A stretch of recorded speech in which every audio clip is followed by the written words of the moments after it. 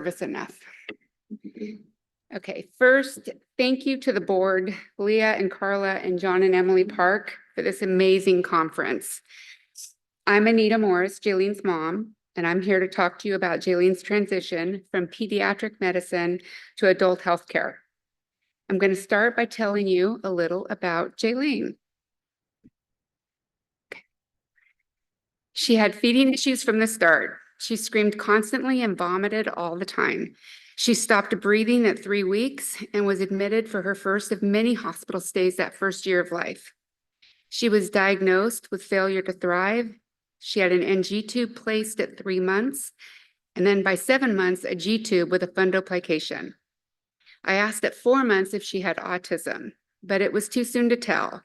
By 12 months, she was officially diagnosed. Because she was often pensive, she had her first EEG at 3. It did not show seizures, but seizure-like activity. There were no medications or follow-up, and genetic testing through the years was always negative. The school year started pretty calm. Her health was stable. She was spinning all the time to meet her vestibular needs. She never fell down or got dizzy until she did. What was a simple slip and fall while spinning in circles within 10 days became hundreds of seizures a day. She was 9 years old. That was when the regression started. Within months of the seizure starting, she was no longer toilet trained. She lost her ability to walk, and her health deteriorated fast. With seizures came more genetic testing and more negative results. Okay. Because Jayline continued to test negative, research opportunities would reach out. Washington University had a study and they asked Jayline to participate. Turns out she did not have what they were looking for, but they strongly encouraged me to have her genetic tests run again. Finally, in 2015, we had a name, SCN2A. And at that time, I was told she was 1 of 45. I went to Google, nothing. So I turned to Facebook. This was huge. We had others on the island with us. We had felt so alone for 17 years. We now had family. Sorry about that. Let's see. Jaylene's GI issues evolved into complete gastroparesis. For this reason, it was suggested that she go on IV nutrition or TPN. I knew enough to be afraid. I chose these 2 pictures because they are 24 hours apart. The first picture was her last day on a trip to Disneyland. We go often. She spiked a fever, and so we went home to the hospital, and she was admitted to the ICU. With TPN came frequent hospital stays for central line infections and/or sepsis. Her life was in danger many times, but she is a fighter. So with regards to transition, for Jayline, the transition talks started with her providers at 18, the same time as the frequent hospital stays for TPN. Your pediatrician and hospitalist by license can only treat through the age of 21. Specialists can treat over 21, but where she was at a children's hospital, they didn't want to keep the adults. They were not enough providers for the children they were serving. The specialists also would not necessarily have privileges in the adult hospital. At pediatric hospitals, parents are an integral part of the care team. The hospitalists have child life providers. They have they try to make it look less sterile. So they have playrooms and playgrounds. And then when you go to the adult hospital, the parents are often forgotten. The doctor puts in orders or comes up with a care plan, and they don't necessarily come back to ask your input. Even with medical consent powers, it's just not routine. Am I on the right one? Okay. Rooms are often shared with a curtain between beds, and adults are not that thrilled listening to Strawberry Shortcake or Current, Bluey, or some other program on repeat over and over. The adult ER is rough. You may wait days for a bed on the floor to open, and there are adult males put in the same room on the other side of the curtain. Jayline transitioned to an adult hospital at the same time the world went on COVID lockdown. It might get emotional. There were talks in the hospital deciding who was worth saving and who was not. And I don't wish that fear on anyone.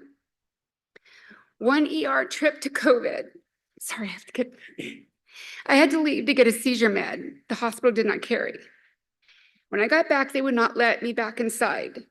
The nurse and the security at the door would not let me pass. I called the ER doctor and immediately I was let in. That was terrifying. Your child will need an adult dentist as well as doctors if you're seeing a pediatric one. If your child is on your employer insurance at 26, they will need to either apply under unemployability or be without your insurance. This starts for dental at age 22. You're going to need the legal right to make medical decisions for your child after the age of 18. In California, if you do not have a conservatorship with medical consent powers, then the regional centers make the decision for your child's medical care. The hospitals and the doctors will have no choice but to contact the regional center for permission. I'm not sure about other states, but I'm going to guess it's similar. Side note, I did manage the court department in my county for many years, the conservatorship area, so I'm well-versed and happy to be a resource. Sure. Oh, I see that. You guys didn't see the pictures when I said the two pictures. Anyway, we'll go. There we go. Sorry. I mentioned a bit ago that with TPN comes frequent hospital stays. Because Jayline was now over 21, these stays were in an adult hospital. After one particularly long and scary stay, the hospital asked, why is she not DNR? I couldn't believe it. She was so sick, but he did not know the bright, lively, happy, enjoyable, amazing young lady before him when she doesn't have sepsis. I told him I would know if it was time, and it was not.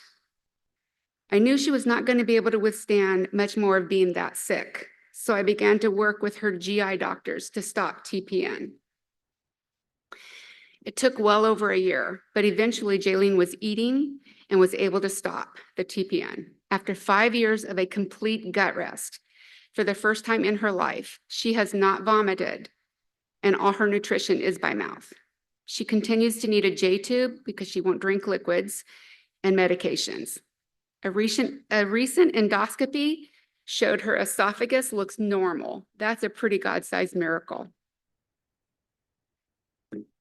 Okay, speaking of dental, Jayline dropped, may have been a seizure or AD, on September 10th last year, and she lost 2 front teeth. The dentist sent her to a hospital clinic because the need for general anesthesia for any implants. The hospital implied the implants are not appropriate for her or this population, since they have a long wait list for their OR. I was devastated and I was furious, but I did not give up. A local oral surgeon agreed to do the implants, but would need the same hospital. He said he knows the director, so we're hoping they will allow it. So if you know any oral surgeons, I really would like to talk to you. All right, parenting the adult.